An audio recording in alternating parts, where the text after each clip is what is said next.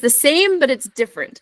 So how would you explain when you have a child who seems to be, I don't know what the proper terminology would be, but you have a child with an attachment disorder that seems to be more passive and shut down versus a child who seems to be more aggressive and violent?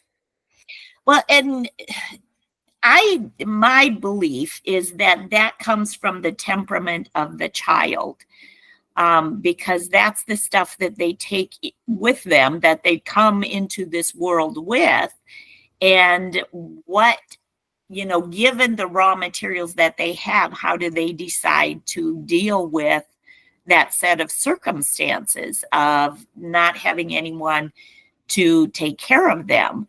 And some will withdraw, and others will try to force things. And it's just, I think it's more a temperament thing. I don't think it's a predictable thing. And I don't know that there's a causal factor to it. Okay, that makes sense. Does it ever seem like either of those temperaments is harder to reach? I know that it's not that black and white, but do you have any thoughts? Okay, so I've worked with a lot of kids on the spectrum. I mean, from the mild to the very severe.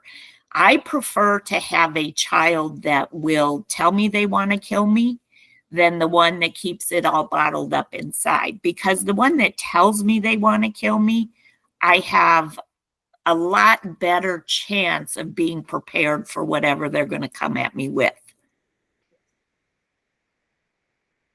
So that if they're bottled up, is it just you have less to work with, or is it? It's that you don't really know what's going on inside. And my whole strategy in working with these kids is just to ask them questions in order to find out what's going on inside. And those that won't talk, you don't know.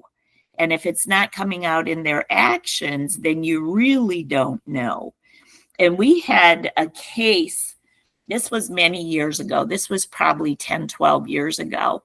And it was this single mom that had adopted a girl from Cambodia that had been in the sex trade prior to her adopting her.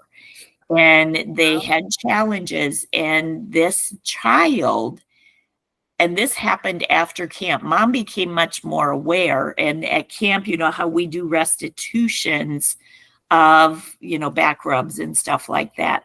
And this child had literally hidden a knife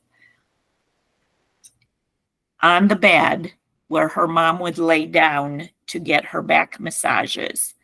And the mom, and the girl was behind her, and she just, it was, the little hairs in the back of your neck. And the mom sat up real quick, and the girl had the knife in her hand. And the mom went screaming outside. And the authorities were called, but that is that shut down, quiet, all inside. You don't know what you're dealing with. Yes. Where a more loud child would have said those things like, I want to kill you, or more threats, or just screams it and yells it. And they would have grabbed a knife at an earlier point and would not be nearly as devious about hiding and plotting.